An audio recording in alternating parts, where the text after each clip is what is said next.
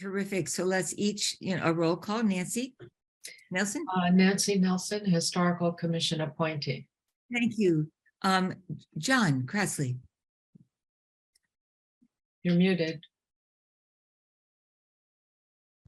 Apologies. John Cratsley, Select Board appointee. Thank you, John. Paul. Paul Baum, Recreation Commission appointee. Thank you, Andrew. Andrew Boardman, Planning Board appointee. Thank you so much. And Eve. Eve Eisenberg, Select Board appointee. Thank you so much. And welcome Dee and Delia. And of course, Anne in the background here. And Anne, we're going to call on you quite a bit this time. So thank you so much. I want to begin by praising Anne for the work that she's done. I spent quite a bit of time with her reviewing the procedural policy, which she's brought to fine order and is in really good shape. We will review that at our next meeting, and also the community preservation plan, which we will review tonight, she's also done a beautiful job of putting that. I have some questions, and I'm sure we all do, but it really is in fantastic shape. Yeah. Here. And so Anne, thank you so much. I mean, you've taken on a huge job, and you've done it with such aplomb and with such grace. So thank you so much. Thank you so much. Thank you. And we'll get to that community preservation plan in a little bit. And Delia is here, and she's really at the epicenter of some of our questions. And so Delia, thank you for your extensive presentation and response to some of our questions. It's very much appreciated. That was incredible. And so I want to begin because this is a review of current applications and new materials received. Before we go there, Delia and group, I just want to remind us that there is an application which we received last year and granted $250,000 for, or thereabouts, for the Junction Village. Do you remember the whole landscape architectural program? Mm-hmm. And Delia, I wonder if in your plan for kind of land management and things, whether that will fall under that, because that area is now, we will have to rescind that money, bring it back to us. Should there be a new plan for Junction Village, we will then there can be a reapplication and a new application depending on what's there. But I'd like to begin by asking you whether the open space and recreation plan that you put into effect, or that you're asking support for, will include a study of that area.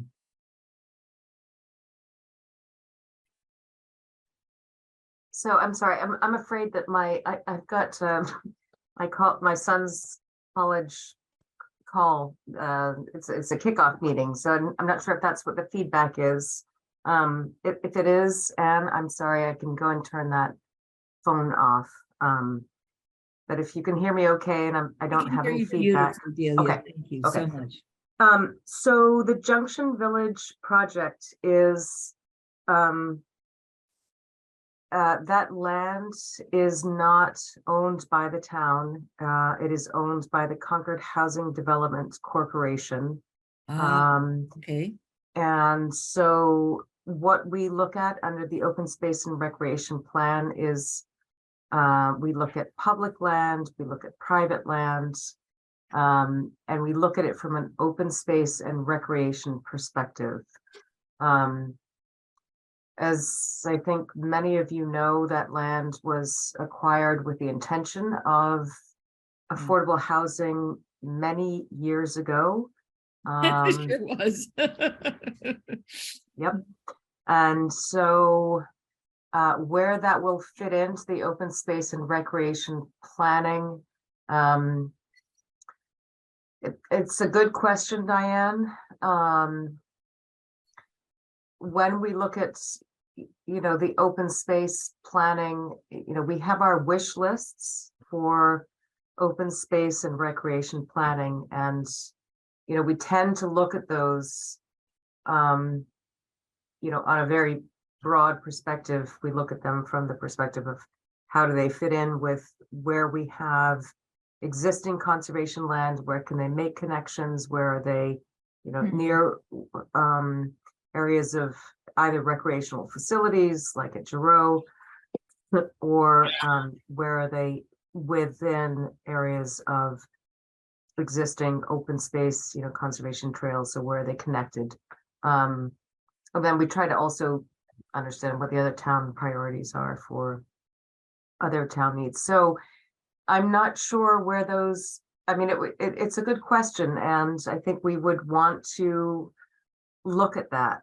But also, I mean, it was purchased for, that land was purchased for affordable housing purposes. The NRC worked with a developer many years ago when the permit was issued, excuse me, to make sure that some of the land was put aside for conservation purposes. Mhm.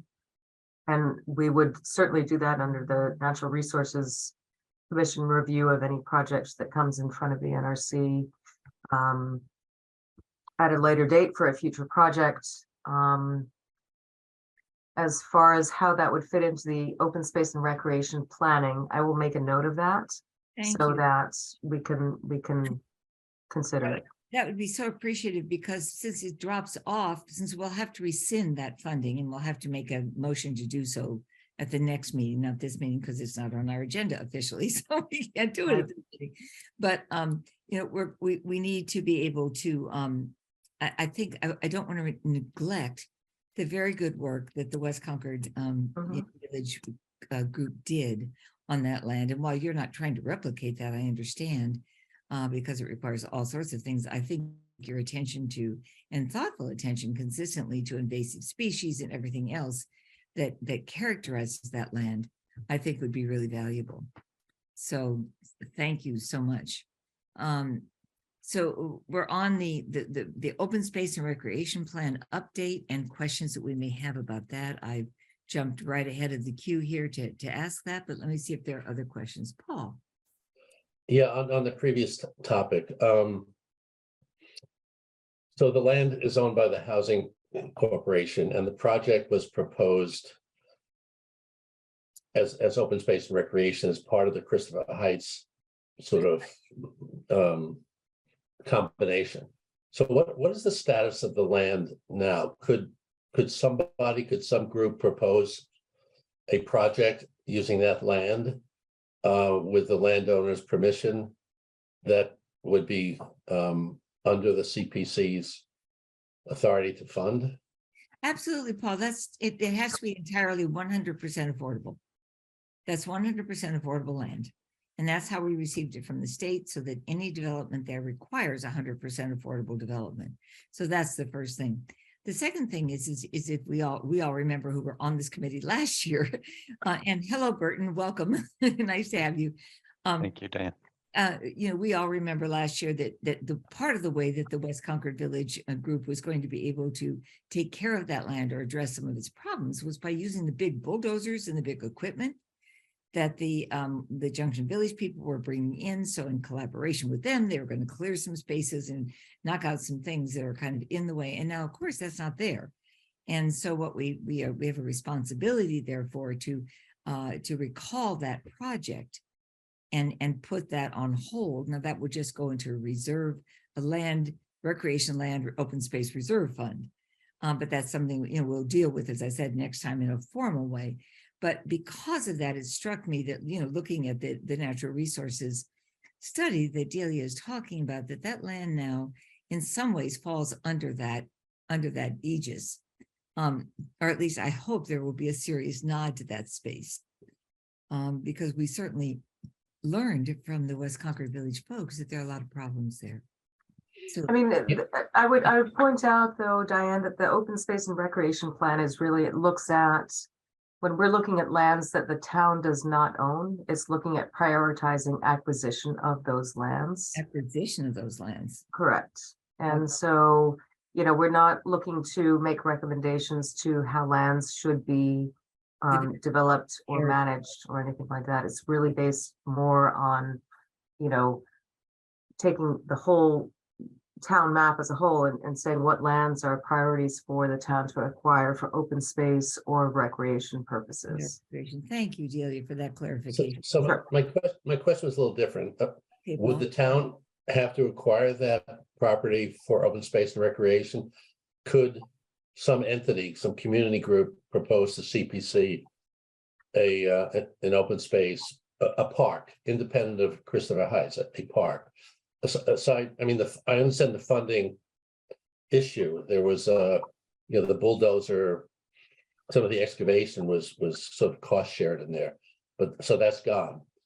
Can an application be filed using that land for some open space project? Only for a very small portion of it. The rest of it has to be used by the state for affordable housing Right. of one kind or another. There's a very specific section of it that was available and earmarked for open space and recreation under the state's aegis. Right, but can that, I guess I'm So spiraling the into it. Can CHDC owns that space be land. used? What, The go ahead. CHDC owns that land. They're a landowner, and any questions on how they would want that land to be used should be directed to them. I'm not asking, I'm asking from a CPC perspective, could we entertain a project using that part of the parcel that's set aside for open space with the landowner's permission? Could the CPC entertain a project?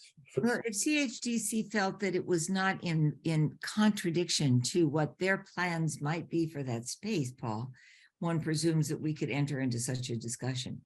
But it would have to be under the aegis and approval of CHDC, which is Right, well, that clearly, that's what I'm saying, they're the landowner, but I mean, our rules are the landowner has to give their permission. If they gave you permission for an open space project, then I assume it might be eligible for CPC funding. I think that is I undoubtedly.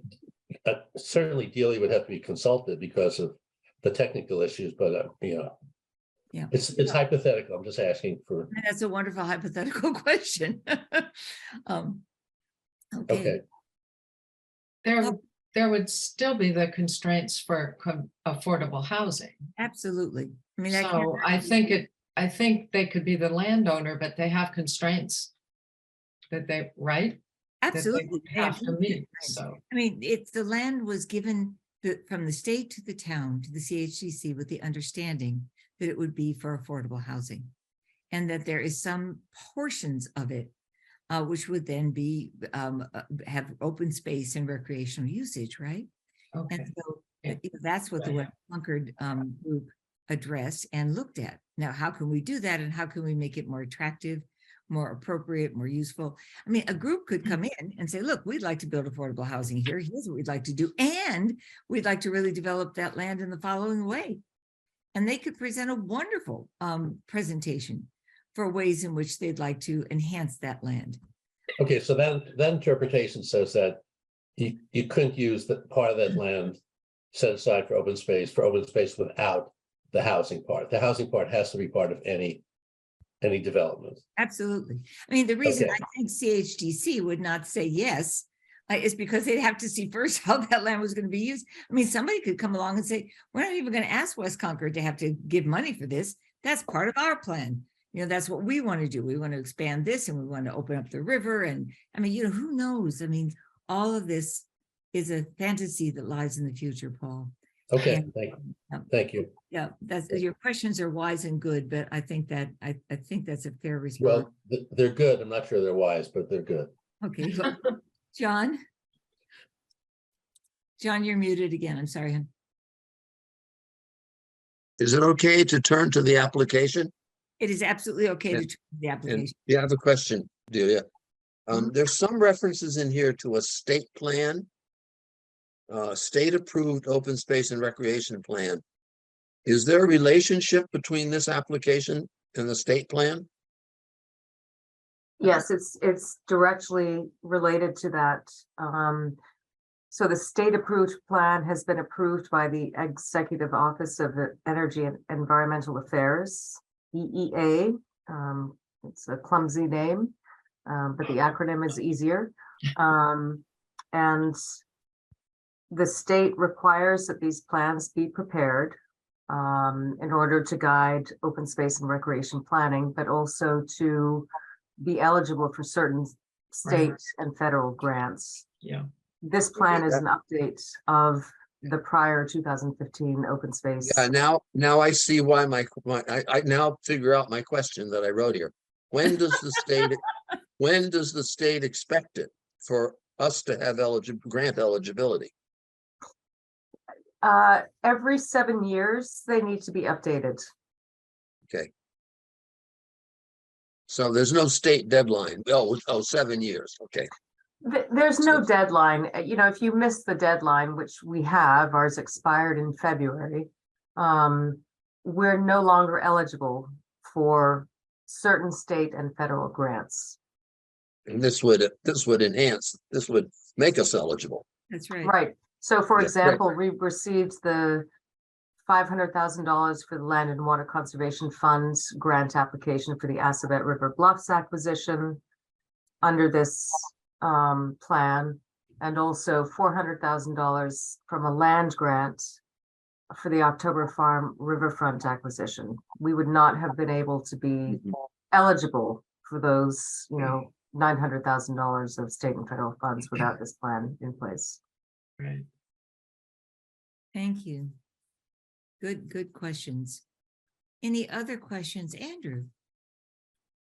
Yeah, I just wanted to confirm the $6,000 in project management fees, those are for your department's costs associated with development, or is that for an actual outside project manager? I'm just curious. That's for the consultant. Okay. Okay. Do further questions develop in your mind from that, Andrew, or are you? Oh, yeah, I guess so. The consultant would be the one who's doing the 3 meeting outreach components as well. Is that sort of how it breaks down? This is a breakdown of the consultant's time? Is that? Right, so the budget that was provided is what the fees are for the consultant. We're looking for the consultant to provide these services. I would be overseeing the project from the town standpoint, but you know, any contracts that a contractor enters into, they have their own project management fees. And yes, we want them to do the bulk of, you know, the development of the public meeting outreach, developing the presentations and collating the information, taking notes, that sort of thing. Delia, thank you so much. And I just want to point out that Delia went out of her way to change her whole life tonight to be able to be with us. So Delia, thank you very much. I mean, it's No really, problem. no, but it's really appreciated. Nancy Nelson, you have a question. I was just gonna ask, that's the whole project then, the $100,000 is the whole project, and I assume you've already looked at what was in line with other projects and in your past experience, so this to you is I'm assuming it is a solid, solid number. I don't anticipate coming back to ask for more money, no, yes. I wasn't anticipating. Yeah, thank you. Your response was really helpful. And then Delia, we get to the more complicated application. And this is the one about the dredging of the Warner's Pond. And I had a very helpful conversation with Delia about this one. If you remember where we left this project, when last we spoke, was that Delia has said, look, we really need to, we need community public hearing and input on this. Mhm. You know, if we're going to do the dredging, it's going to be extraordinarily expensive. If we choose not to do the dredging, it would change the configuration of that area, but it would be less expensive in the long run. Perhaps, my own editorial comment, perhaps healthier for that whole land and area. And that is an editorial comment, not one that, I mean, I think there's approbation for that, but I'm just making that assertion. And we ask you kind of when that might happen, or when that would, you know, when that would be forthcoming.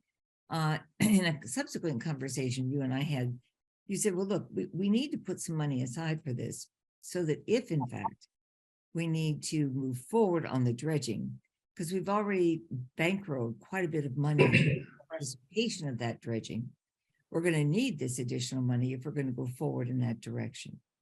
Is that an accurate, would you say that's an accurate representation, Delia, of what you and I have spoken about? Yes, so this request is really to be able to make sure that we have the funds to be able to move forward. I am, you know, I had not anticipated coming forward to CPC to ask for additional funds for this project, but it is a large project. It's one that the town has been working on since 2012 with the Warner's Pond Management Plan, and the town has supported this on numerous occasions with the 2018 dredging feasibility study. We've had a lot of public outreach. Town meeting has approved at least, so actions approving capital funding as well as CPC funding, excuse me, CPA funding for this project. And when I submitted this application, the bids had just come in the week before, or the one bid had come in the week before. And so with the CPC's deadline of September 16th and the bids having come in the week before, I needed to put an application in that was clearly going to request funding for some action that the community has expressed a desire to move forward with. I don't think it's a wise thing to keep asking for more money for something that is, we had anticipated in 2018 was 2.5 million. Cost estimates from this year were closer to 3. And with the, response of the 9 million bid, which I think, as I said at the last meeting, I think that's not realistic. I think it's probably, I'm just going to ballpark because I don't know, but let's say it's 6. That's a lot of money. Yeah, that's. So what can we do for less money that is going to accomplish community goals that have been identified and supported over many, many years, improving the ecological health and the recreational capacity of Warner's Pond? So working with a consultant that I am working to get on board right now, it's going to be looking at the 2 alternatives that I spoke about at the last meeting, which is moving sediment around the pond, so we don't have to deal with the trucking costs and the disposal. That's one option, or removing the dam entirely, which is another option. Those are ones that are, they're very different from what we had initially proposed, but they will both be an improvement over what is now a dying pond. And the community needs to opine on that. And I would like to keep this process moving forward because there has been a lot of momentum over the years from the town to see something happen here. So I'm trying to take money out of what has been allocated from capital funds to engage this consultant to do the tasks that I've identified in the memorandum that I've supplied to you. Looking at the 2 alternatives of the 2 options I just described. Once we have that information, we go out to the public and we get their feedback on, do you want to see no action, which I hope is not the case? Do you want to see the dam removed and restore that riverine function? Or do you want to see sediments moved around the pond to retain a pond-like condition, but make the pond smaller, create additional habitat?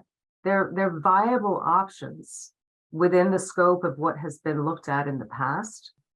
But, I mean, there's so many moving pieces to this, and with time deadlines, what they are, this is, the application that was submitted. I recognize it is not my finest hour in terms of the application that was submitted. I was working with very little information. I'm trying to get you as much as I can to provide you with the information that you need. But I don't, we talked about whether I should withdraw the application at the last meeting. I don't want to do that. I want the community to be able to provide their feedback and keep this moving forward. And we will need additional funds to do that. If it is dam removal, we could do it with the funds if they're approved at town meeting. Right. If it is moving sediments around the ponds, it is going to be additional funding. I've put in a request for capital for the same amount of 500,000, but that still is a little bit short of where we're going to be. So I recognize it's challenging for CPC to approve something like this, but I truly believe this is working within the parameters of the CPA, where we're looking to preserve community values. We're looking to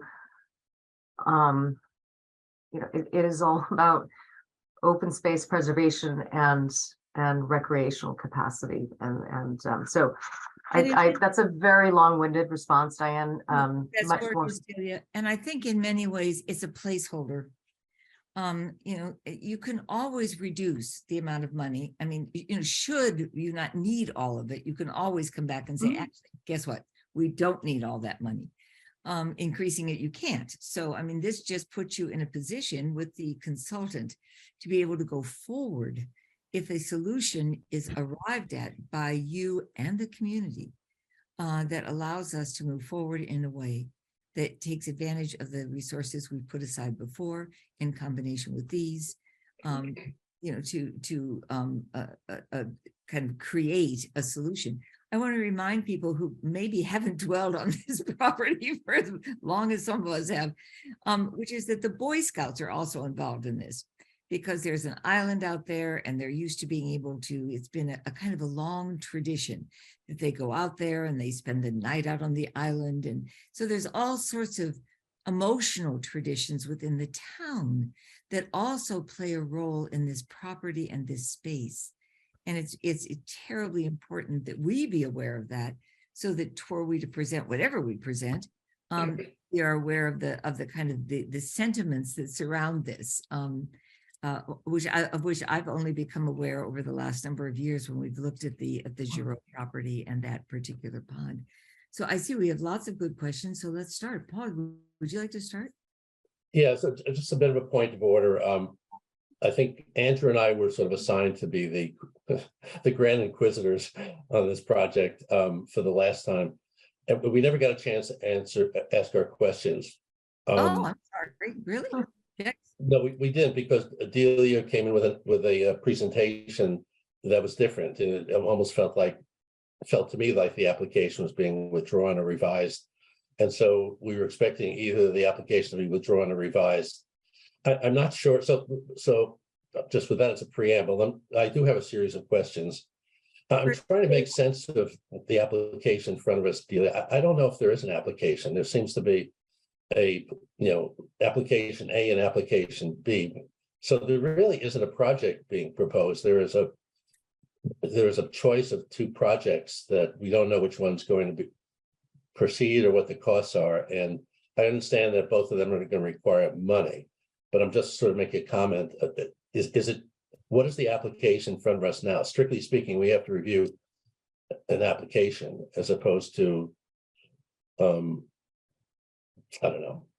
And by the way, this isn't the first time. Well, I know what's in front of us here, but it's an option. It's plan A or plan B. This is part of a project that's been funded over the past several years, which has been dredging of the pond, and there's been $800,000 set aside to that, plus or minus. So that was the project that was being proposed until the last meeting, and now I'm not sure. I guess, Delia, you're not sure how we're going to proceed on that. So that's my first question. Can I respond to the first question before you go to your second? Because no, that is the first question. What is the application that you're asking us to evaluate?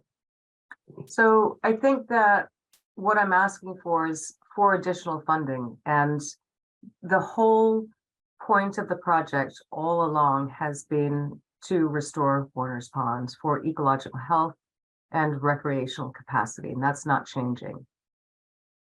And we know that additional funding is going to be necessary, and if it's not, it will be returned. So yes, you're correct. There are two options that are in front of us right now, and we won't know what those are until the consultant has had time to develop those conceptual designs, and we have time for community feedback on those. But I guess my point is that if we're going to go forward with moving sediments around the ponds, and even if we go forward with the dam removal, the estimates that I have provided you with are very initial conceptual estimates. And I'm not sure that that's going to be enough money to do what we need to do. So I don't want to lose the momentum of being able to, the pond is dying, and it has been for many years. And the community has supported for many years restoring the ponds. And I would like to be able to have the CPC recommend approval of funding that would, in both the recreational and the open space capacities, preserve these interests for the town. Right, but so it seemed, so my second question, given that you're in the plan, so it seemed to me at the last meeting when there was $50,000 set aside for consultants, that seemed to me a perfectly legitimate thing for CPC to fund. And then based on that, we would then look at additional funding. Isn't the full funding premature, given the need that you have to define the project? So what I'm working to do is work to take money out of the capital funding that has been appropriated for this project and use that towards this design. So I'm not asking for that, and that was clarified in this memorandum provided to CPC. No, I understand that. So, Okay. but I was just making a comment that planning aspect seemed like the reasonable next step. And the several steps of full funding, we'll have to talk about that, but it seemed premature.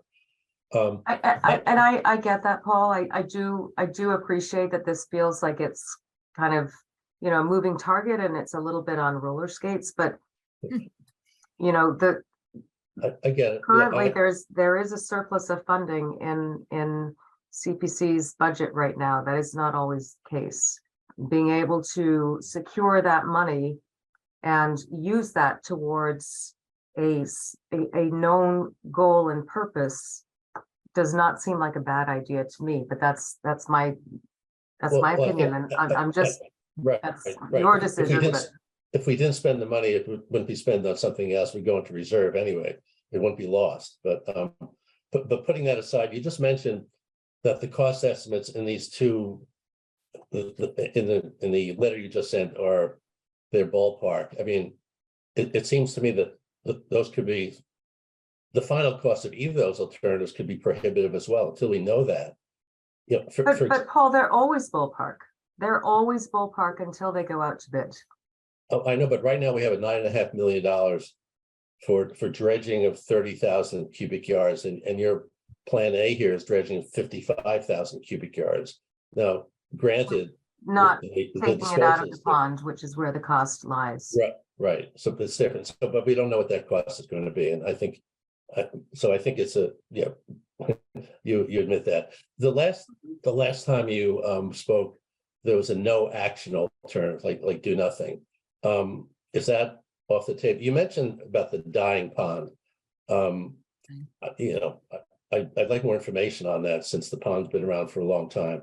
But is the no action alternative, is that off the table? Just do nothing? No actions are never off the table. They're always an alternative. And I can tell you right now, if I think we talked about this either at the site visit or the last meeting, but if there is no action at that pond, it will over time fill in and just cease to be a pond. Okay, so I have a couple of questions on the recreational Okay, part of it. So when the project was conceived, back a number of years, Giroux was in play. And so to me, when you talk about the recreational use of the pond, the Giroux had some major access, both fishing and boat access. Right now, that's off the table, as far as I know. That's not in the current planning. So the only recreational access would be in the Commonwealth Avenue entry. I'm just wondering what the recreational value would be if Giroux isn't in the plan anymore. I mean, it seems to be a very good use of the dollars to dredge the pond if Giroux was going to be a major access point of the public. That's not the case anymore. So when the plan was initially conceived, Giroux was not in play at all. This has been in place since the Warner's Pond plan was developed in 2012. It had been worked on for a year or two at least before that. Giroux was acquired in 2017, 2018. 19, I'm not, 2000, let's just say 2018 anyway. I mean, we 2018. had been planning on doing these improvements at Warner's Ponds for years before Giroux was acquired. I think it would be really nice to see some improvements from Giroux, but there's been a sort of, I think, a reckoning with, you know, there's been a lot of money put towards recreation projects. Just because of the timing of things with the Giroux acquisition and the White Ponds Beach gift and some, you know, the associated improvements there. And, you know, I mean, that's been a lot of money that's been put towards those those, you know, recreational improvements. So yes, it would be really nice to see improved access from Giroux, but that's not what has ever driven this project. Well, but And, you know, the access from Commonwealth Ave that's been a long standing access that, you know, I mean, it is so degraded right now, both from the physical getting down to the ponds and then getting into the ponds, that it doesn't feel like an access anymore. And Giroux might feel like a little bit more of a, you know, an easier access, but it's certainly feasible to bring that back. Well, If that's how the town decides to proceed. It's qualitatively quite different. You know, the access in Giroux would be kind of substantial, but you know, you talk about community backing. I have to imagine that Giroux, I don't know for sure, but the recreational value of the project, I'm not saying it was never there, but it's limited in terms of, you know, you have 8 parking spaces. It's quite limited by not having a Giroux access. So the applications have mentioned Giroux, and this one does as well. And that's kind of not part of the rationale anymore from my perspective. I just want to put that out there. But the question on the ecological part of this, the total dredging, I think, I don't know, it was like 15% of the pond plus or minus would be dredged. A large amount of the nutrients are coming in from the drainage basin itself. What in the calculus says that the ecological improvements are going to be made if such a small part of the pond is actually being dredged and the source of nutrients is outside of the pond? So I guess I'm questioning the ecological rationale as well. And so is that the question? What is the Ecological value? I understand removing invasives, but you're only dredging 15%. It's dredging a small part of the pond. And where's the data that shows that the whole pond will be rehabilitated by dredging 15% of the pond? And that's separate from the impact on invasives, which I think we've covered would probably be impacted by increased depth, but whether eutrophication itself would be impacted, because you said it's dying. Yeah, because you said the pond is dying. The pond, if there is no action taken of the pond will fill in, and it will, I mean, the pond itself as a pond open water system is dying. That's just, it will lose its open water capacity to support ducks and swans, which are invasive, and don't get me started on swan. You know, but you know, the swimming fowl and, you know, fish that rely on slow open water, that will go away if the pond fills. It will change and it will become a different system. But is that what the town wants? Is to have a pond slowly fill in and, you know, eutrophy, which is not, it's, I mean, if we went out there and we saw what the pond looks like, and it will continue to just get weedier and weedier with invasives, which are not at all ecologically valuable. It will reestablish into some other, you know, ecological condition, which has value. It won't be an open water system.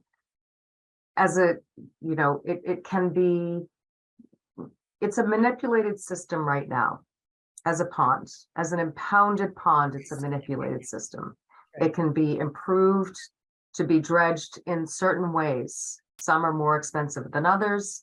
They offer ecological benefits of, varying degrees. It can be converted to a natural riverine system where the dam is removed and it is, left to its own devices to some degree. I think we would want to see some management of that now open water change to a vegetated wetland.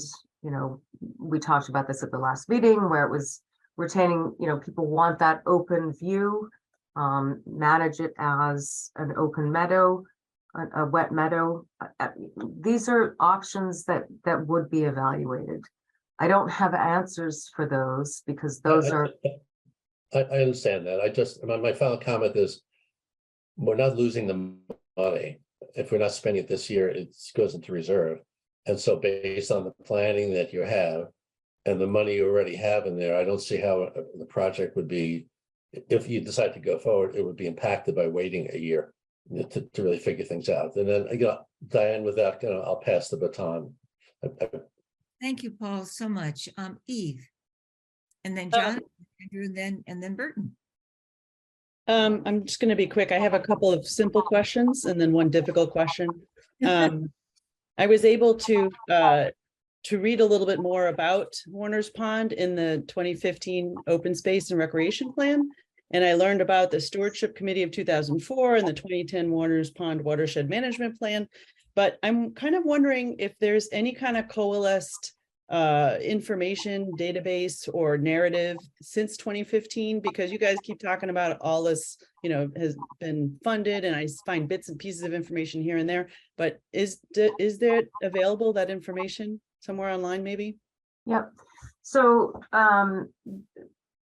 there is a 2018 dredging feasibility study that is online under our plans, reports, and brochures page.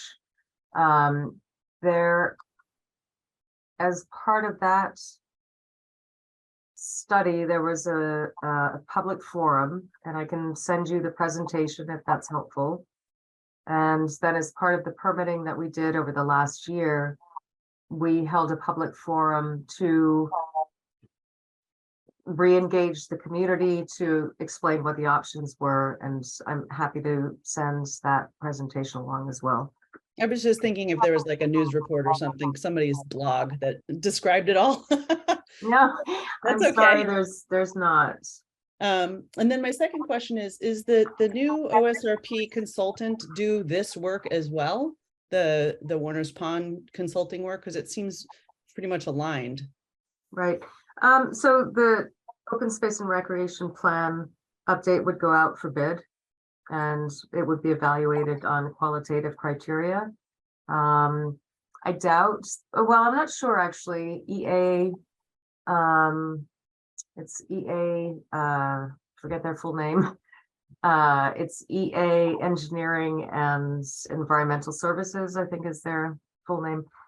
They are a full services firm. The prior firm that we worked with was more of a pond and lake management. So I'm not sure if they would bid on it or not. I mean, we would just take in the bids as they came in and evaluate them. Okay, so the plan and then the Warner's Pond efforts are they're totally separate, and that's not done by the same group.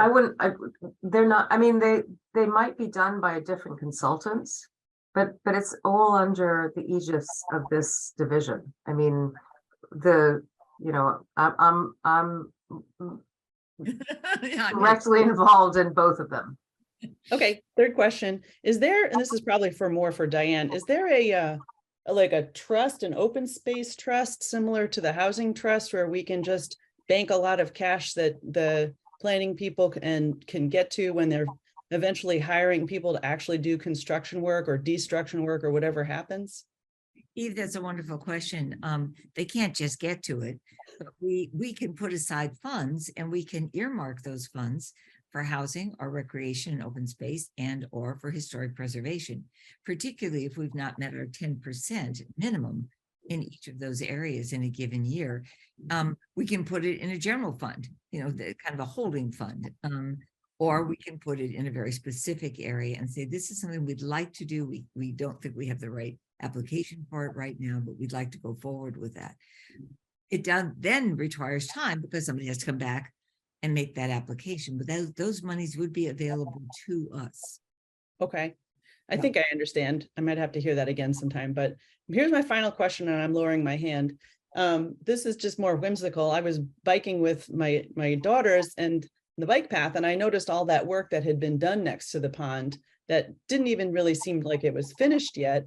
And you probably haven't thought about this, or maybe you have, but I'm wondering what happens to that if the pond goes away from a town resource management type of point of view. It's a good another very good question. Yeah, that's a great question. So I have thought about that. Because I'm trying to vision what happens with the different alternatives. If the moving around the sediment option is embraced by the community, I don't think anything changes at Giroux. If the town elects to move forward with dam removal, it does change. Everybody, all the abutters, from, Giroux, then down along Commonwealth Ave. And probably that's the extent of it, is down to the intersection with Moss Brook Road. That pond frontage goes away. And what does that then become? And that needs to be modeled to be understood. I don't know if it means it becomes a swamp. I don't know. I mean, if that's the case, and that's what the consultants through their modeling determine, and that's what we bring forward to the public meetings I'm trying to get these scheduled prior to town meeting. I think that plays into how the town wants to proceed with, what to do with, either option A or option B. But it needs to be modeled. And even Thank you. if I wasn't clear, if we were to say, gosh, we don't think we can support this right now, we're going to put the money aside while consultants come in and models are developed and the town has a chance to adjudicate its feelings, Delia could then come back and that money would not go away. It would be earmarked for that in a reserve. And that's something we can do. Okay, thank you. A year's hiatus. Does that make sense to you? It does. Okay, good. I'm sorry if I was unclear before. No, that's okay. It's me. Well, I don't think so. Your questions are fabulous. John Cressley. Yes, Delia. I have a lot of sympathy with helping you with your bankroll. It seems to make sense because we're going to have a lot of money now that the legislature gave the whole CPC another 20 million to add to the funds that, we'll get our part of it. But my question is, I don't understand what the bankroll looks like. How much, if we fund you this year and we funded you before, how much CPC money would you have after town meeting? $3 million. No, I meant from the CPC. Oh, she already has, from other sources, 2.5. Yeah. I'd have to go back, John, and look at how much, I know it's 2.5 total that we have right now. I don't remember what the breakdown is between. That's what I was trying to get at. The CPC would I have can get you put that in, information. I'm trying to see the CPC portion and then the town portion. And then at town meeting, would you be getting more town money in the town budget? Or is your town money? Yeah. I'm sorry. I have requested an additional $500,000 in town funding as well. Okay, so that would grow your bankroll to 3 million? 3.5. 3.5 million. Okay, thank you. Minus the 59,000 that I'm engaging a consultant with right now to do this modeling. Okay, thank you very much. John, But it's actually the CPC request is 550,000, so it's almost it's almost 3.5 at the end of the day. What's the old CPC number? 800,000, so it would be about 1.3 in total, John. Thank you. We're talking about a lot of money, but at the time, Delia's presentation, for those who weren't part of that discussion, which John and Burton and I will remember, and Nancy will remember, it was that she was asking for money gradually so that over time she'd have enough money that when the dredging project was defined and ready to go, she could just dive right in and do it. It ends up that a variety of circumstances have changed. But Andrew. Yeah, no, thanks. That question from John helped get me part of the way to my question. Was at right now we have a project which may or may not have a scope, and my question is, at what point does the plan that's arrived at deviate too far from the existing CPC authorizations and that they need to be reauthorized by town meeting? So for example, I know that town meeting authorized, I think it was Article 44, $500,000 was for, and part of the summary of the project included boat launch access and recreational improvements. Well, if those aren't happening, that's $500,000. Does that money need to be called back and then resubmitted to the CPC? It's just a question I don't know the answer to, and I don't know if it's a Delia question or not. But it's sort of what point does that happen? And then further along those lines. Interrupt you for just a minute and say Yeah. that one of the fascinating things about this Giroux project, and I'm saying fascinating in the kindest way, has been the way in which it has morphed in so many directions. When it was originally presented to the town, it was that this would be a swimming hole for West Concord, which didn't have one. And over time, that's literally how it was presented years ago. And then it's changed and changed and changed and changed.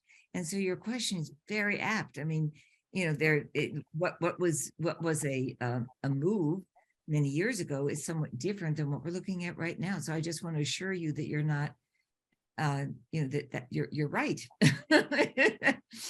Diane, if I could jump in on that point, I think that may not be quite accurate when we're talking about Giroux versus Warner's Pond. Go ahead. And Andrew, to your point about, well, what happens if there's not recreational or boat ramp access? And if I'm understanding Delia's proposals with continuing to investigate the Commonwealth Avenue entrance, we're still talking about the boat launch and recreational access from that point. But the history was, and because since I've been around, I've been following this since well before I was on the CPC. Delia is exactly right. This discussion started well before the consideration of the acquisition of the Giroux land. And when the Giroux land became available, and the history of it as being a swimming beach came to light, people got really excited about that. And yes, that did build some of the momentum behind this dredging project. But pretty quickly thereafter, the White Pond contribution was made, and people said, why would we invest all of this money to bring this up to a swimming standard or what have you when we've got White Pond? Let's focus resources there. But this project continued to have merit, and so I think that that recreational piece, to the extent it existed, was there from the beginning. That was a canoe launch, which I can tell you, I've launched canoes from there. It's just a shin deep walk through mud, and then you're not canoeing, you're poling across that pond, which is about 12 inches deep in a lot of places now.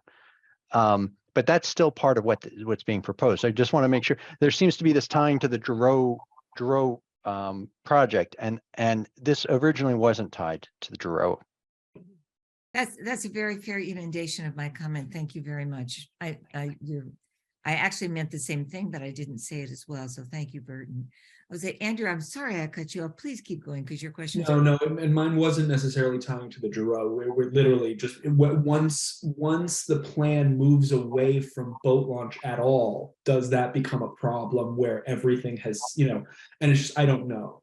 The other question I had was what happens if this money is given or impounded or whatever the process becomes, and then no consensus emerges? Like how long, the consensus was however many million, like the lower number was a great use of money for the plan that existed.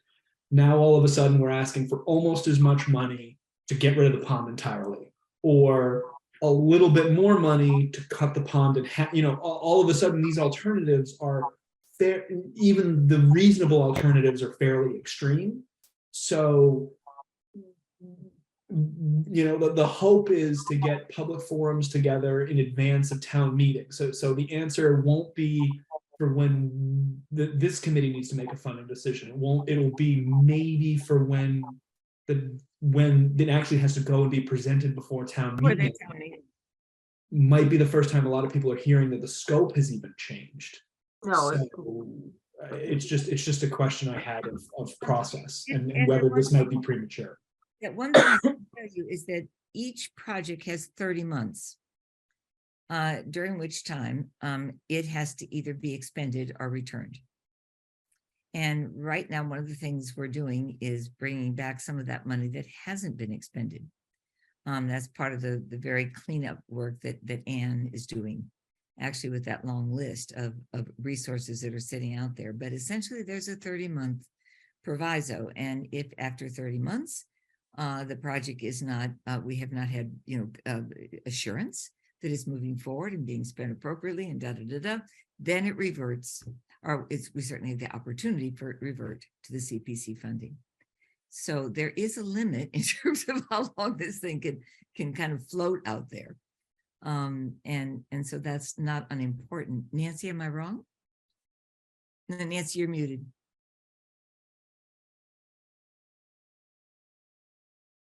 That's not an absolute limit, though. There are conditions under which it is explainable and reasonable to extend the. It can be extended Difficult. if there are circumstances. Yes, warrant yes. that.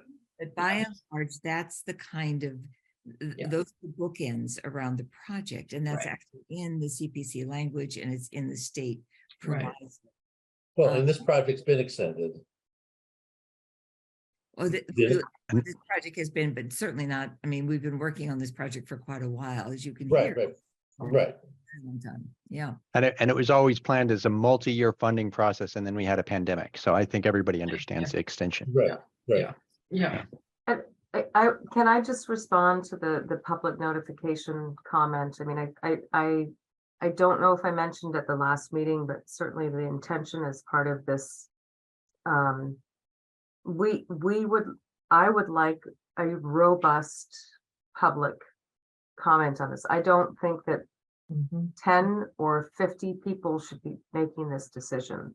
Right. So, what I envisioned was sending out a notification to every resident in town saying, we will be holding a public forum to talk about the future of Warner's Pond, and it will have enough information that should jazz people up to, come out to a meeting. And, I was talking with somebody about this, and they said, oh, you could just put notification in the Concord Bridge, and that's going to every household now, which is tremendous.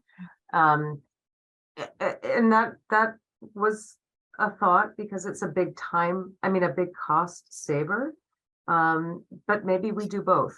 I mean, I really we need to have, this is a big deal. It is, it's a lot of money.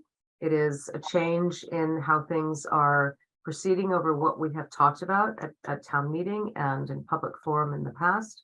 And it will be a big change for the town, one way or the other. No action, moving sediment to the pond, or removing the dam. So, or we proceed with the limited dredging and ask for more money, which that's, I suppose, another alternative, but Well, who wants to spend 6 million when you can spend less and accomplish, the same goals? And that's what we need to evaluate, is what goals can be accomplished under what we are, now looking at. And I just want to express my respect for that desire. I mean, that is, I think the best kind of government, is it not? Where there really is a vigorous dialogue between the citizens and the administration of the resources, and that's just so admirable. Burton and then Nancy. I actually, most of my points have been addressed, but one question, Delia, do you know if the dam's removed and the pond turns into a modest stream, brook, I guess, or it fills in? I'm wondering if it's like sort of the laws around, shifting rivers. Who owns the land underneath it? Does it remain all Concord land? Do the backyards extend out? Oh, that's great. What happens with the 100-foot setback? Could some of those the Di Giovanni land on Losbrook be developed? Whoa!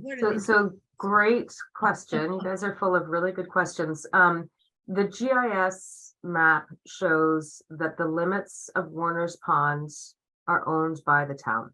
Right. Deed evaluation would have to be, that has to be looked at from the deeds to determine, do the deeds say that you own up to the edge of the water? Or do you own, 172 feet northwest, and then you hit a bound, and then you're going, so all of those would have to be evaluated. The deeds are going to be what rules on that. And in terms of whether or not what land is developable, what becomes wetlands in the non-open water condition. I mean, if the pond is just left to fill in, it will, those limits won't change. Because it'll be swamp. It more or will less. just be swamp for, a long period of time, and stagnant swamp unless the dam is removed. Right. But if the, if the dam were removed and it became a free-flowing brook, it would have to be modeled to see where those changes would occur in terms of regulatory jurisdiction. Got it. Okay. Could open up quite an interesting research project looking at those deeds. But I would almost guarantee they would say to the water's edge, and then over to the corner where the cow pasture was, and Right. and that there's some Right. some meat or bound. That's, But if it changes from a pond to a stream, that may be different. What happens to the island? yeah, The It's island not- will remain uplands. the But how scouts you build a get to it casino. is, are you, How you get there is going to be another whole story. Portaging. I just the last comment, I will say also, as somebody who has camped on that island on a few occasions, and recently enjoyed the view from the newly installed Giroux Parks. It is fantastic as a pond. The islands are incredibly special because you would think that they would be overgrown and swampy places, but they're pine forest and blueberry with nice, dry, good ground for camping. They're an amazing resource, and the view from that pond. I know that the swans are invasive, but I sat there watching the swans and the ducks and all the rest the other day, and there was some people walked by me, and we said to each other, "Isn't this perfect?" yeah. And it really is a beautiful resource. So thank you, Delia, for your contributions to that. And with that, I'll put my hand down. Thanks. And very few invasives too. That's just so gorgeous. Nancy and then Paul. I just wanted to endorse the idea of not moving forward with any set plan without this component of public engagement. It's a big decision. It's Delia needs the funding to do that, I think, correctly. Is that correct, Delia? That part of what you're asking for is the ability to fund and engage the community. So in I this actually, Nancy, discussion. I'm using funding that we have already appropriated Already. to engage a consultant. Okay, already. Yep. And that will inform. Well, then the only other thing I think is really important to look at the no action alternative, because I know you've delineated to very carefully but the no action alternative, given the controversy that might surround this once it gets out there. It's always an interesting alternative. So, Thank Thank you. A ballet, who would have thought? okay, I'll take my hand out. Parts, Paul. Yeah, I mean, finally, so please forgive my pointed comments. I'm trying to understand and improve the application. I want to thank you for wrestling with this. This is really complicated for a relatively small pond. Mhm. It's a complicated set of issues. I would mention one thing. When a consultant takes a look at the sort of the ecological part of this, there may be an ecological benefit of establishing mudflats around the stream.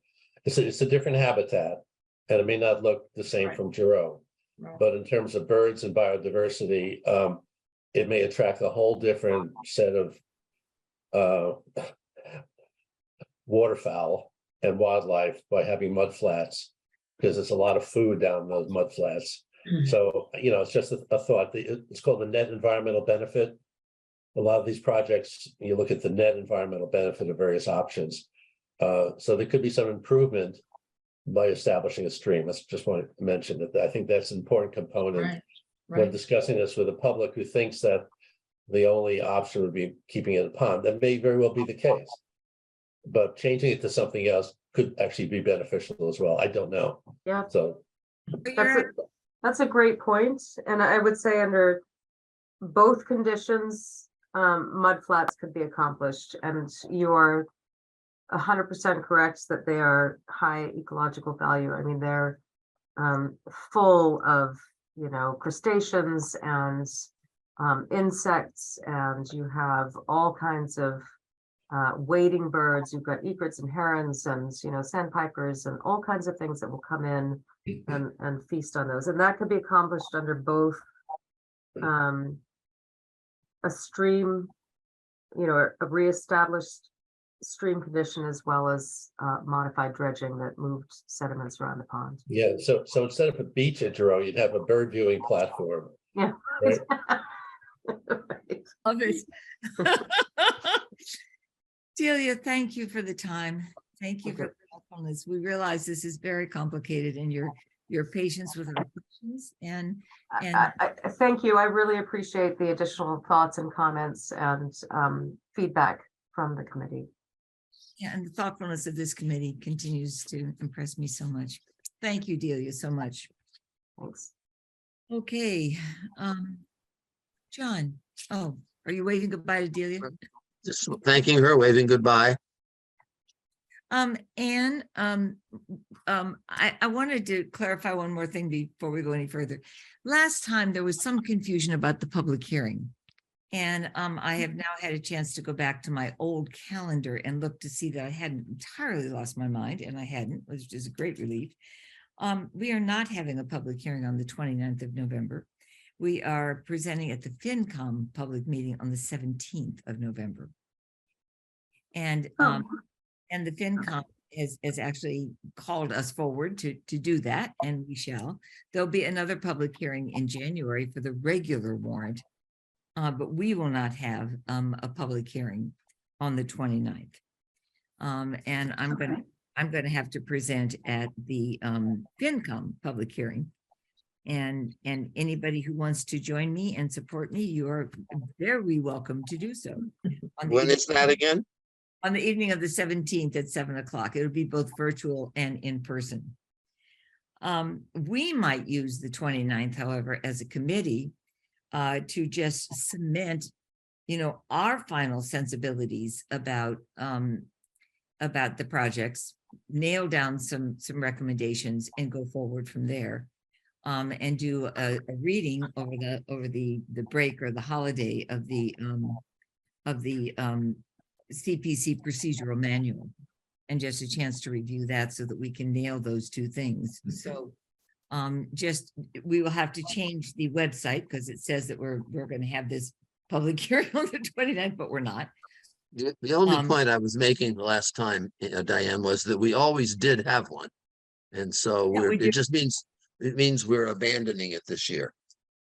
No, we're not abandoning it. We're having it. different We- date. They're Last time just we- they're two different things. In the past, we had a public hearing and public came and talked just to us. And then there was a presentation to the FinCom, and that was separate. So but just by going to the FinCom, the public will be there, and I understand what you're doing. So the only point is it's different from the past. It's so interesting, John, because as I said, I went back and looked at my old calendar to try to figure out, what had happened before. And of course, under COVID, things have been so bizarre, haven't they? So what may have been normal may not have been normal. Yeah, I'm sure it was pre-COVID.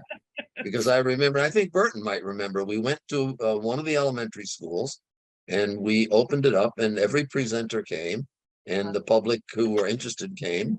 And, but I think I'm sure you're accomplishing the same thing. So it's just different. I don't know that I am, John, but I at least I didn't do something last year that I don't remember doing, which is an enormous relief for those of us who are gracefully So aging. Diane, what do you present at FinCom? Well, at the FinCom on this coming Thursday, Paul, what I have to present is our warrant article. Okay, So what we'll do is put a slide up that shows the warrant article. We'll address the various issues. And then we'll probably put up a second slide that shows, all right, so that money is now going to our reserve, and with a little arrow that suggests it's then going to go at right, the regular town meeting to the, which is something we have to write that and agree to do that. right. So it's a warrant article. So it has nothing to do with the applications in front of us. Nothing to do with the applications, because those applications, Paul, are for the regular town meeting. Right. So I have a Those question, are something. at the January public hearing. I'm sorry, go ahead. So during our last discussion, the question of reserves came up. And yeah, so we are under applied and overfunded. How do we make decisions on?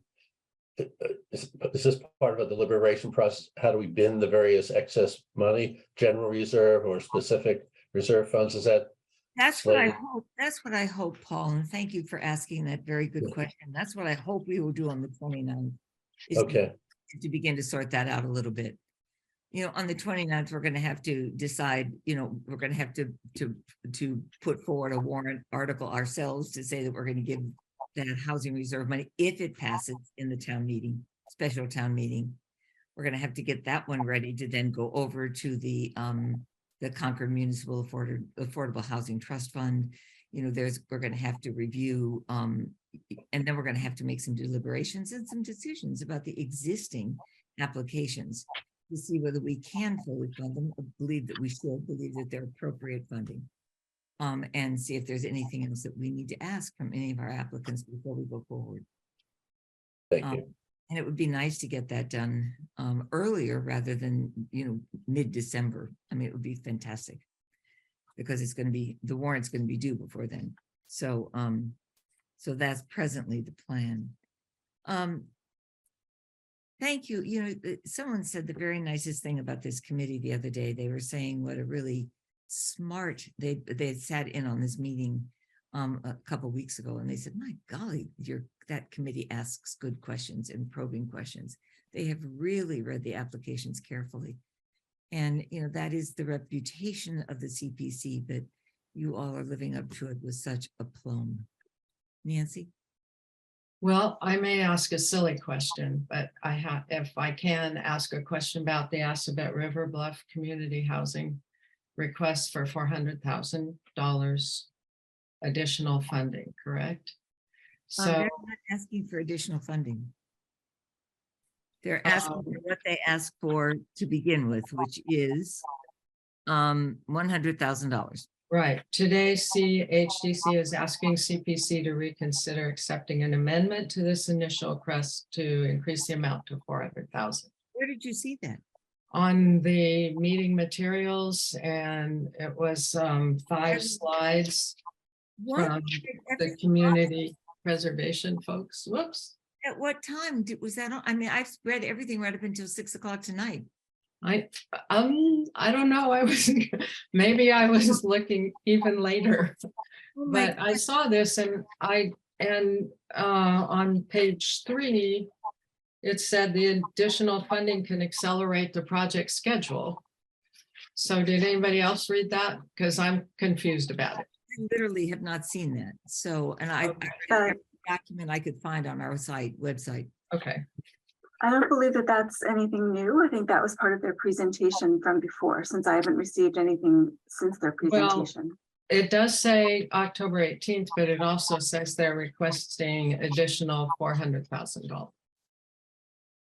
Does that make sense? Am I missing? I could be missing something really obvious here because I'm not a numbers person. Well, I thought they were going to, and then I understood they weren't going to. So I'm very confused. I thought they were going to, in order to advance, The project. to move the project along. Yeah. You're right, but I have not. But, and the date on the front is October 18th. Does that Which make was, sense, Anne, to you? Right, that was our meeting. So that must have been what they presented that Yeah. evening. I haven't Oh, prepared okay. those minutes yet, So, but I can certainly do that. so and anyway, I double just check and see what they wondered, said. in any case, what they were saying the money would be spent for seems to be very much like what the $100,000 and 50,000 from other was going to fund as well. Well, let's ask them to come to our next meeting, Nancy.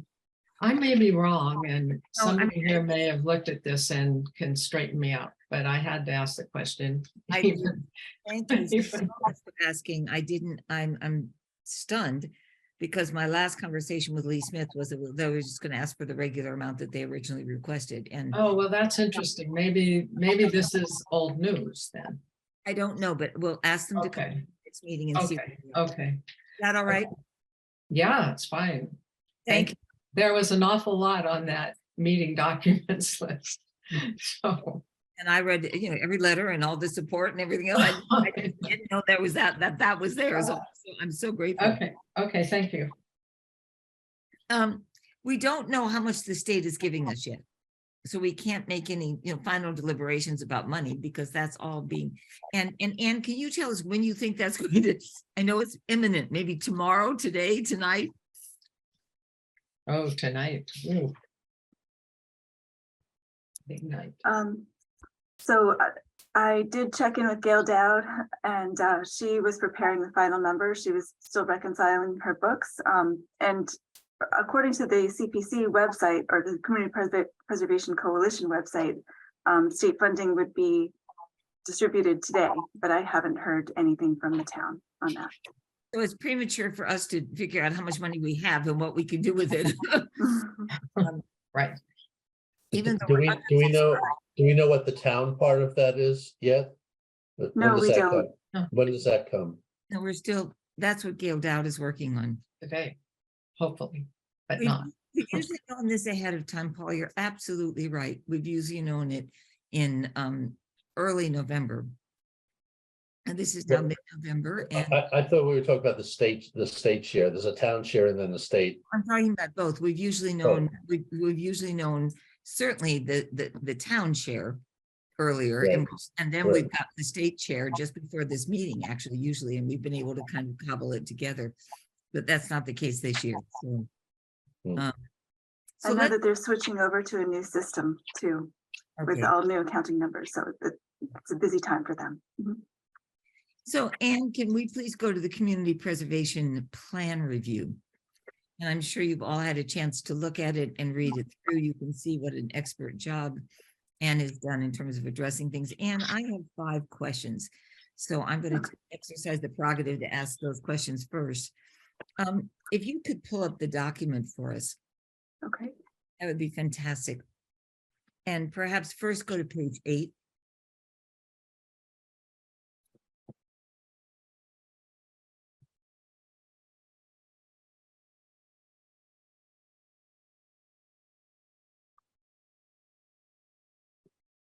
Thank you so much.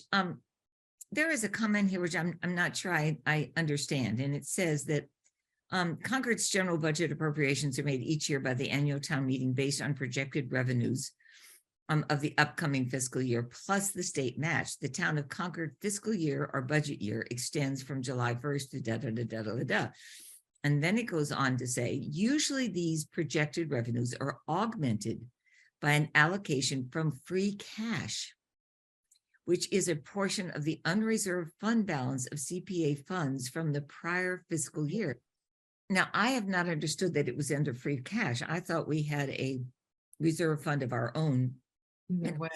the town's auspices is free cash. Can you reconcile that for us? Right, this is the language that was in the plan from before. And I Right. had a question about that free cash too, and I did raise the question with Mary Barrett, the town accountant. And she said that that it is sort of an unreserved balance within the CPC funds as it is described, but it's treated as free cash from an accounting standpoint. So they do need to reconcile it the same way they reconcile the free cash, I think, from the general fund with the state every year. So that's the reason why there's this long delay in having access to those funds. See, I find that not okay. Right. I mean, I think that money should be not in the town's free cash budget, because we've discussed, you and I've had a chance to discuss the fact that the money that has been being held by the town, we can't even gain access to this year, even though we can see it's free and has not been spent for many, sometimes many years. It's just sitting there. We have to wait a year before we even have access to it. So that would cause, I would think, any thoughtful committee to be reluctant to hold cash in reserve if the town is then going to sequester it and make it unavailable to the committee directly the following year. And I think there's sorry. Go ahead. I would like to, I've read all the state materials on this, and I think that there's, at least I find that there's something fundamentally wrong about that kind of accounting, and I wonder how everybody else feels.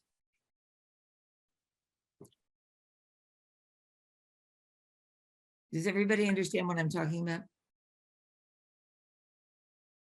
I can clarify a little bit that there's a difference between the unreserved fund balance, where it is sort of this open-ended bucket, right? Versus the reserve funds, which you could have access to more quickly. And because it is, if it's in the undesignated fund, I think it's held up for a whole year. Whereas if you put it directly into a housing reserve or a open space reserve, land acquisition reserve, or historic preservation reserve, then you would be able to access it almost a year earlier than if it goes into undesignated funds. Thank you. That makes sense. But here's the problem right now, folks, is that when Anna and I went through and figured out the amount of money that is sitting out there that has not been spent this year, I mean, that up to this date has still not been spent and is not going to be spent. We do not have access to that money this coming year. So we couldn't take that money and say, oh, look, we have an extra $200,000 that's just been sitting out there unspent. We could now spend that this year. We can't. We have to wait a full year to be able to do that. And I think that accounting process requires some deliberate discussion. That's all. Diane, when you say unspent, is that uncommitted and No, unspent? committed but unspent, Paul. Okay, So so when it's, we looked at that list of projects, and we could see that some of them are very old and they're essentially kind of almost closed out, and some are closed out, but there's this money that's been unspent. It seems to me we ought to be able to aggregate that money. And were we in a tight spot this year to aggregate that money and commit it to a project starting in 2023? We can't do that. We have to wait a whole year, is what we've been told.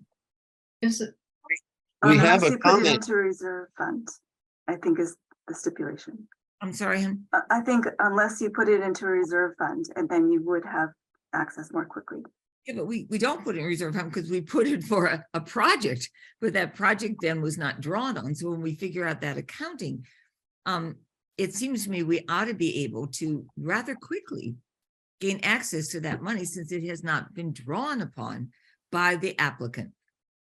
And it sits there just in fallow field, as it were. Now, we're not in a Right. tough spot this year, so I'm less alarmed by it, but in the but as a principle, it causes me some concern. John? Yeah, well, they, in the highlighted yellow above the sentence that you worried about, it says, according to Mary Barrett, we should be able to access funds from projects closed out.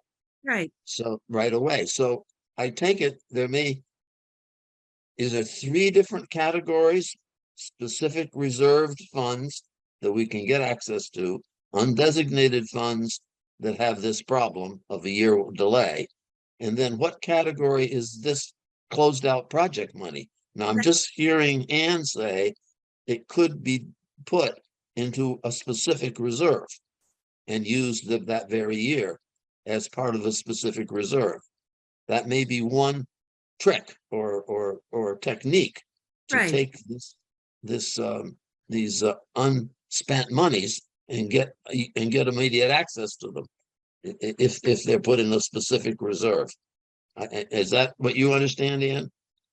That is my understanding. I think you're looking at an older version of the plan, since I have taken that highlight out, that was, Mary Barrett was actually mistaken. Yeah, I don't see that, John, in my version. All right.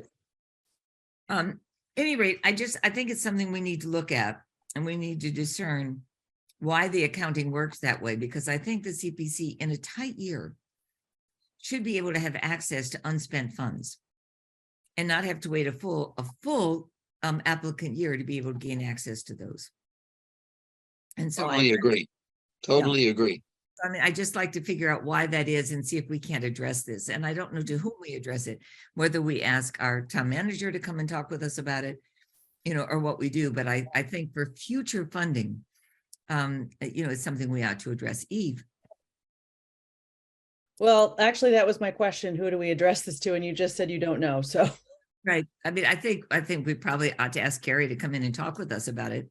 She has been the town treasurer and she does know the accounting systems inside and out. And maybe we could get her to come in and talk with us about it, because it causes me some concern. Okay. Other comments on this particular issue? Could you go to page 15, please? Good. Page 15, wherever it is.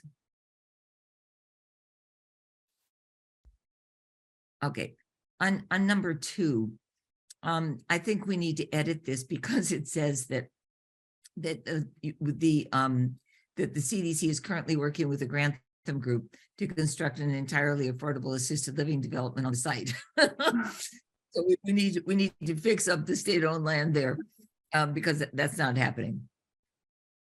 I'm sure other people caught this, so I apologize if I've stepped ahead of people. Nancy? Is that all on page 15? That's, for me, that was the only thing on page 15. I had a small thing on. No, page I've got other ones. I've got Oh, 5. sorry. That's right. I just trying to stay in order. That's right. On page 22.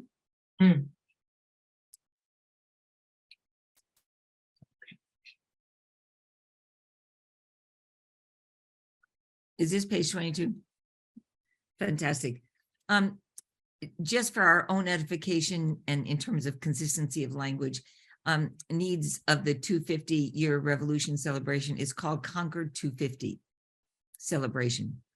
So if we get that language in there, and it then is going to be consistent with the language that the town is going to be using. Okay, and that's new, and that's been confirmed. Okay. That's not something anybody could have anticipated. On page 28 for a minute.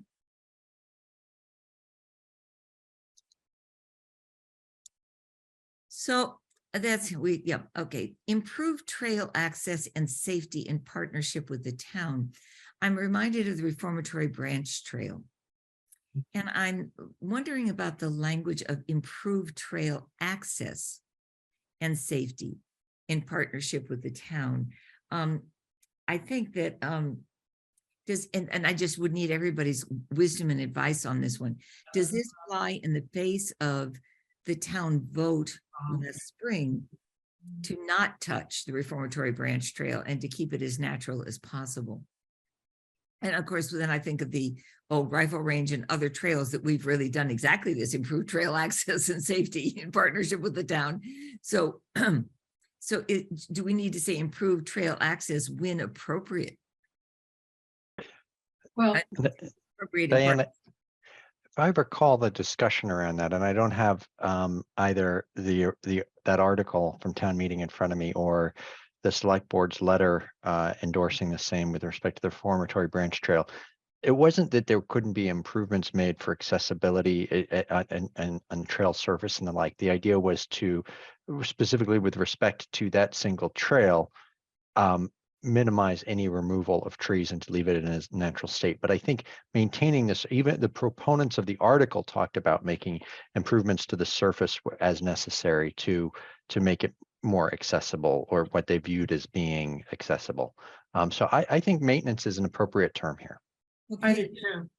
thank you. I just needed to hear some conversation about that, Burton, because it became such an issue last spring. And Yeah, sure it did. continues to be, incidentally, because of Yeah. what Bedford is doing. So, I Yeah. mean, there's just all sorts of stuff rumbling around about it, and I just didn't want us to trip over something, so to speak, that would put us in an awkward position. So you would, Are you saying it as a general principle, trail access isn't a good thing? I know specifically you have a question here, but it seems harmless from a overall principle. Paul, I'm not saying how, I mean, I just think that we just need to be careful, because if access means making something accessible to handicapped, fully handicapped people, then that means a profound change to the reformatory branch trail surfaces. If we just said improve maintenance and safety in partnership with the town, I think maintenance becomes a more neutral term. Access, in fact, augurs all sorts of other things. And so I don't think that access was, in fact, I mean, I think there was a kind of general acknowledgement that some trails are going to be better for some people and other trails are going to be better for other people. And in terms of the sentiment last spring. So I just, I'm sorry, technically maintenance is not allowed under CPC. It's about preservation and it should not be used for maintenance. So that's why I removed that word. trail preservation. Preservation, that's better, okay. So Paul, How I'm about- not making a comment about it because I'm not trying to, I have an opinion, but I'm not trying to impose it here.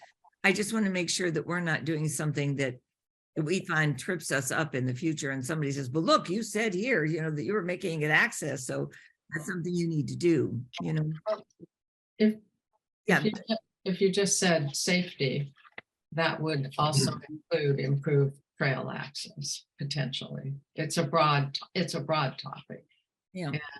And trail access means very, very different people, or different things to different people. That's the reason I was curious about the language, Nancy, and I just wanted us to look at it as a committee and see what language we felt was the most appropriate going forward.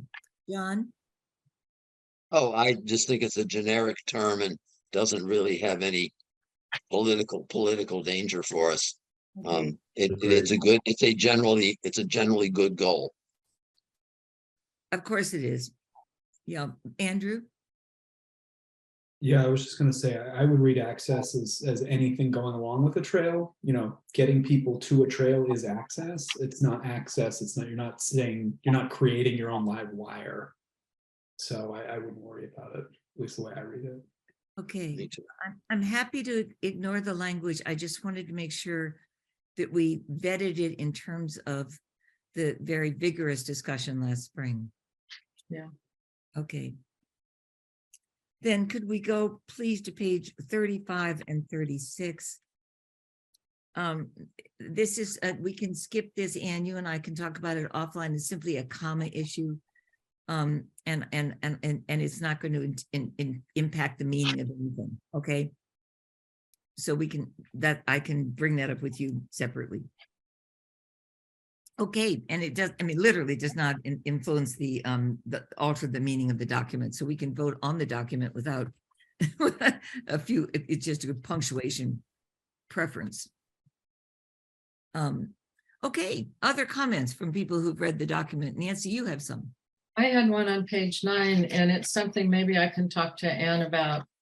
I know this is a quote, the acquisition, preservation, rehabilitation, and restoration of historic resources.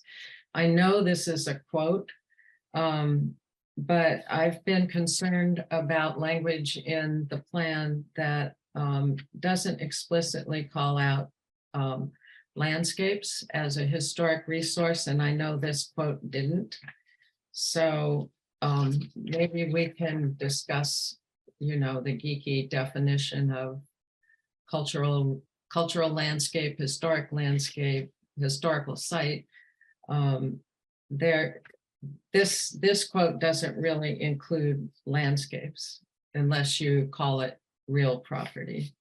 Now, Anne, you had landscapes in there and historical structures and landscapes including. Now, is there a reason why you removed that? Right, let me see. It said historic, Resources include. oh, that's right. That quote didn't include it. I forget the source of that. It might be in the chart of what you can spend money on for historical projects. But we know I that there have been landscape emendations made to projects. So I don't think it's illegal to do that under CPC funding. So I just wondered, Sorry. Go ahead. so maybe it should be put back in that historical resources include our historical structures and landscapes, including a building structure, da, da, da, da, da, da, da. And it's historic landscapes are included in language throughout the plan, Right. other sections. So it would just be important to know that an agricultural landscape, for instance, is not a historic structure or a site. It's something different. A building, structure, vessel, or real property. It's real property, I guess. Right, I think that's what I was thinking, real property. So maybe just in brackets, put landscapes after real property. Or Say like including landscapes, including right, landscapes. after real property, put landscapes in brackets, just to show that it's not a part of the quote. Yeah, maybe that would work, because it's very limited, a building, structure, vessel, or real property. It seems very limited because it doesn't take into account historic sites. I'm working from a Park Service definition of Mhm. cultural resources. Anyway, Right. but something that doesn't leave out landscapes, I think. Thank you for that. We'll work on that. That's really helpful. Do you have another one, Nancy? Nope, that's it. John? Sure. Diane, almost many of mine were yours, so that's great. They're done. But on page 16, I wondered, well, it's actually a connection between page 17 and page 16. On page 17, number 10, we've acknowledged the Concord Municipal Affordable Housing Trust. That's right. But in the list of housing opportunities on page 15 and ending with 7 on 16, we don't mention the Concord Municipal Affordable Housing Trust. And I just wonder if they've become a significant enough housing opportunity and they're going to play a major role going forward. We ought to actually acknowledge them as number 8. I think that's a very good point, John. And I know that Keith Bergman and the folks on that trust committee would very much like to work more collaboratively with the CPC through memorandums of understanding, through figuring things out, through working. I mean, I know that collaboration is something very much on their minds. So it would just mean drafting a number 8 that would describe who they are and what they do. Mhm. On, Good idea. on page 16. That's terrific. All right. Moving on to page 30. There is at the bottom under the Bruce Freeman Rail Trail. It's expected to be completed in June 2019. I think we now know that they're saying that what I got in the mail from the rail trail, they're not expect to dedicate that bridge now till 23. Right. I'll change that. Nice Um, catch, John. And then on pages 30, this is Diane, is really one for you. Pages 33 and 34. I noticed on 34, everything was struck. It's number T about special situations, because we just been through that on the affordable housing. And it says, see page 37, and it says redundant, see the previous page. I'm not sure it's adequately captured on Yeah. page 33. Right, I think the page number shifted. It's actually on page 32 and it's right at the top. Let's see. In one of these. This special situations such as the imminent placing of land on the market. Oh, yeah, okay. You see As that? long as Diane's comfortable, because I know it's something that's been really important Mhm. in being sure that that the world knows that we do stuff like that. Yeah, I think it is important, John. Thank you very much. Okay, that's it. Fantastic. Eve. On page 2, I think that my term doesn't end in 2023. I think it ends in 2025. Yeah. At least that's the document that I signed. Great, okay, I'll fix that. You know, Eve, we've been eliminating you and then getting rid of you early. Oh, Good. Not so sorry. impressive.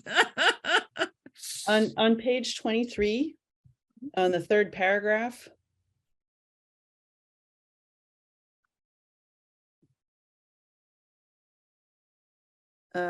Yeah, it says down here in the middle, the new 2015 open space and recreation plan. Since we're asking money to get an even newer open space and recreation plan, I thought we should take the word new off of there. Mhm. That's, I wondered about that too, Eve. And then on page 26, you might have already caught this, Anne, but on page 26, there were, numbers 4 and 5 there are weirdly indented compared to the rest. That's not very important, but, and then finally on page 31. Mhm.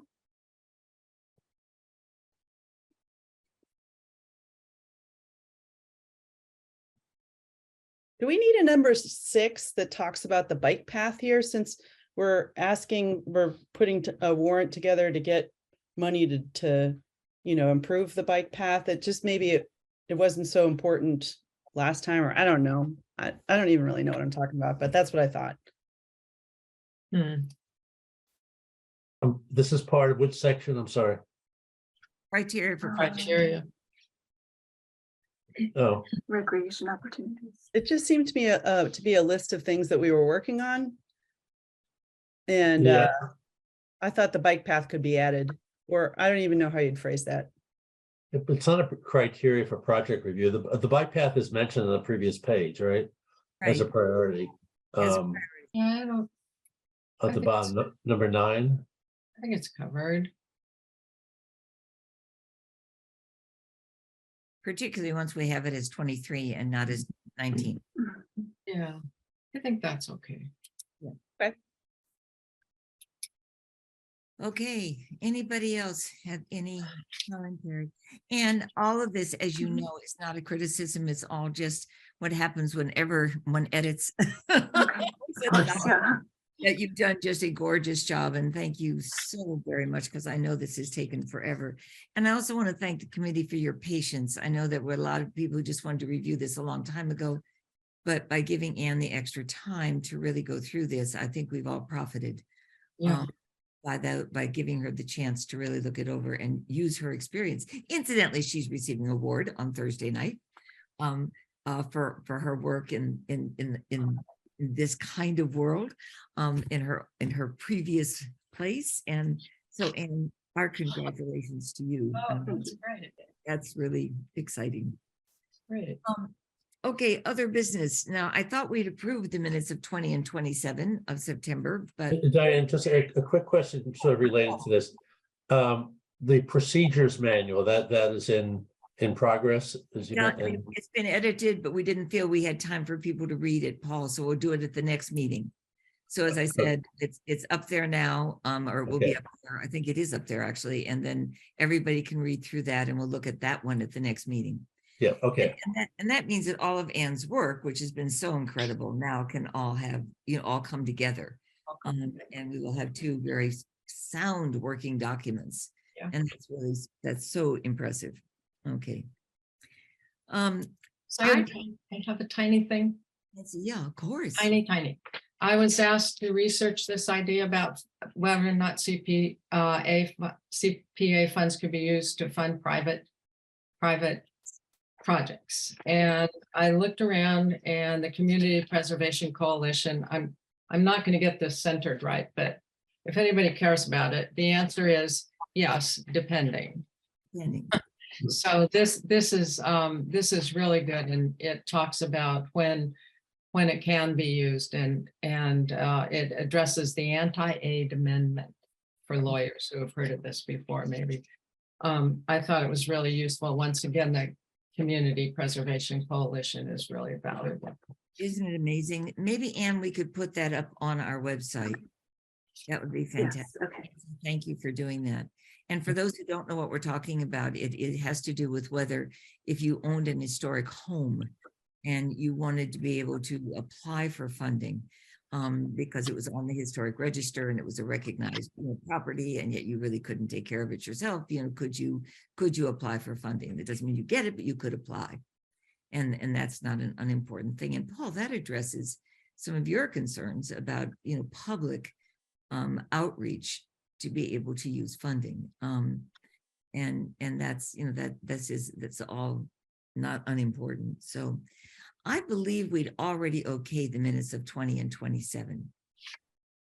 I think it's the next minutes that we haven't done, Anne. So I think we can post 20 and 27. I don't think you voted on them. Okay. So the minutes of yeah. September 20th, does anybody have any changes they would like to offer? No. Okay, None. May I hear a motion to accept those minutes, please? So moved. Thank you, Nancy. Second. Second, thank you. All those in favor, I have to go around. Nancy? Aye. John? Yes, Eve? Yes. Andrew? Yes. Burton? Yes. Paul? Yes. And I as well. So it is with those are confirmed and passed. And then the minutes for September is 27th. Do I hear a motion to accept those? So moved. So Thank moved. you, Andrew. Second. And second, thank you. All those in favor, Nancy? Aye. John? yes, Eve? Yes. Andrew? Yes. Burton? Yes. Paul? Yes. I as well. So those are both accepted and we should be posting this. Okay. And we'll look forward. I know you've got so much on your plate, but we'll look forward to the minutes of the other meetings. Is there any other new business for people before we adjourn? I want to thank Linda Escobedo. You were probably, Linda, at a housing committee program. There was the Housing Production Forum tonight, so I apologize for coming late. May I just ask one question about the plan and good work for all that has been done on that? And perhaps you already covered this, but I had a question about on the title page, it says 2024 or FY23. So I'm confused about, is this a plan update for this particular year that you're working on, this fiscal year that you're working on, or was this meant to be the plan for the subsequent year? And I'm assuming it was for this year. I think it's both 23, 24. I think it's this year and going forward. Well, if it's FY 24, we know that the whole housing section is probably going to be updated and changed. Just as an example. So 22, 23. Yeah. So,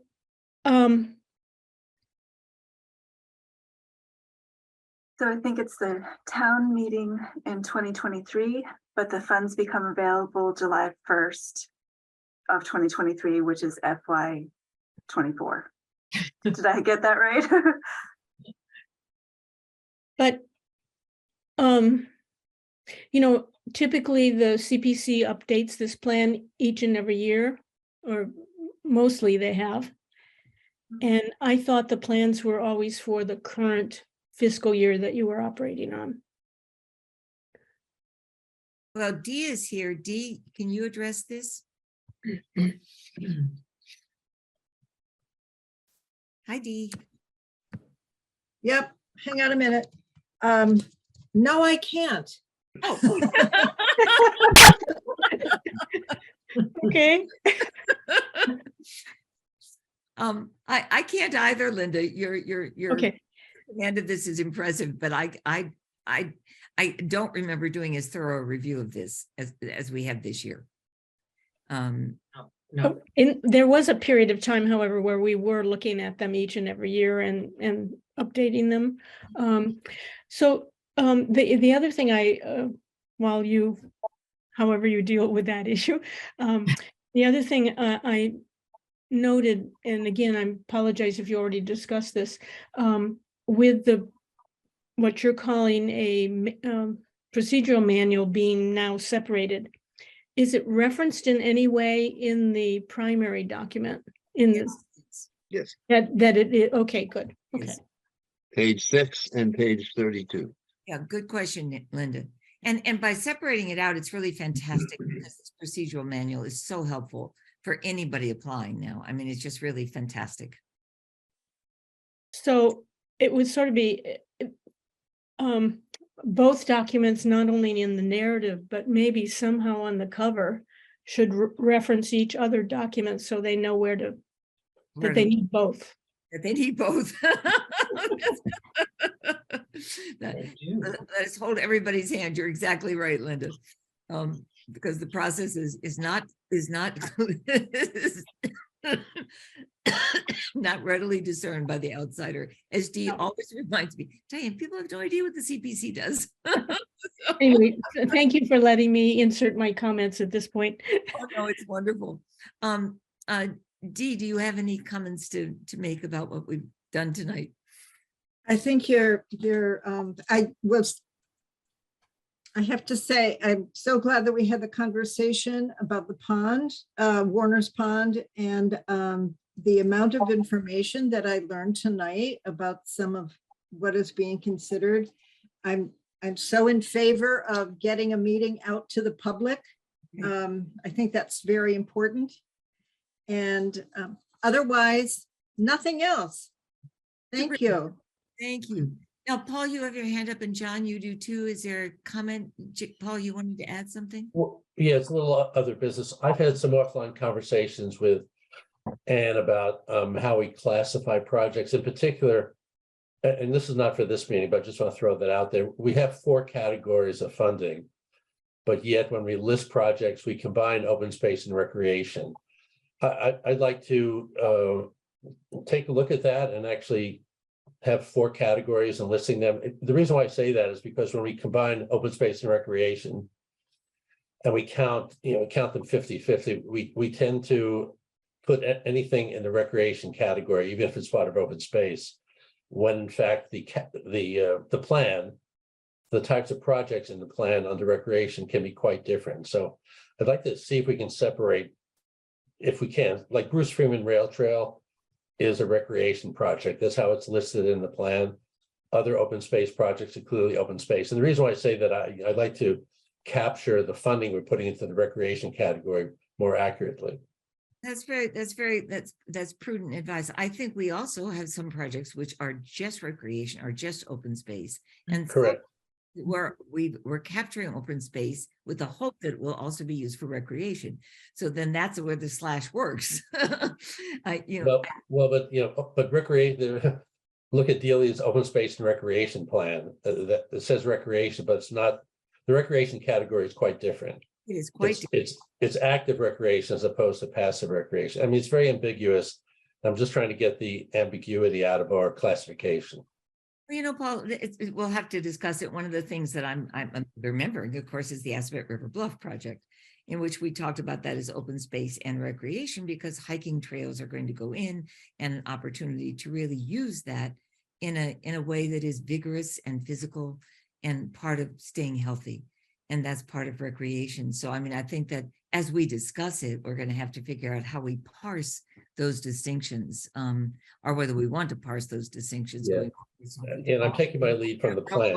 In our brains before we next meet. I'm sorry. Yeah, look, I'm taking my lead from the plan. So what we call open space, because there are recreation pieces in open space, passive recreation, walking on trails, versus active recreation, playing fields, etc. So we'll table that for now, but I'll just bring that up. As someone who's gracefully aging, taking a good walk is recreation for me. Yeah, it's very recreational. Very recreational. It's just not structural. I know, but just. I'm just having fun with you, Paul.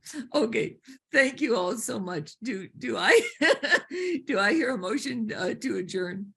Well, I have another question, Sorry. Diane. At this, I shouldn't put your hand down. Go ahead. What is our target for our final warrant? Is there a date is it in January? We have a meeting on the 29th, another one on the 6th of December. Are those our target dates for our warrant? My hope is December 6th, John, if we can do it. Okay, great. I mean, if we had a more complicated set of applications this year, that would be unrealistic, but I think we'll find that with some vigorous discussions around some of them, that many of them are just pretty straightforward.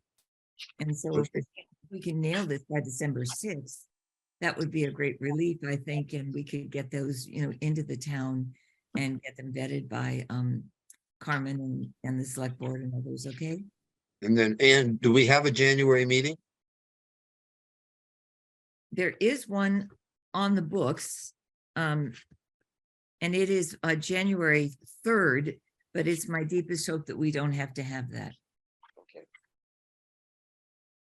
Yeah, possibly omit, it says. Possibly omit, yeah. Thank you very much. Thank you for asking, John. Will you be in Spain again, or in France, or in Peru? Darkest? No. I'm very interested to get our warrant article put together, so that's great. I'm just teasing you, because last year we were communicating with you in far off climes. I just watched the Paddington movie, having watched the moment with Queen Elizabeth and Paddington Bear with our little 7-year-old granddaughter. So Darkest Peru is on my mind. Please take care of this bear. And thank you all for taking care of us. This has been a good meeting. So may I hear a motion to adjourn? Motion to adjourn. Second. All in favor, we can just wave our hands on this one. Terrific. And once again, kudos and thank you. Yeah. Thank you, Anne. Thank you. Thanks, Anne. Have a good night. Good night. We finished. Oh, do we have to vote on?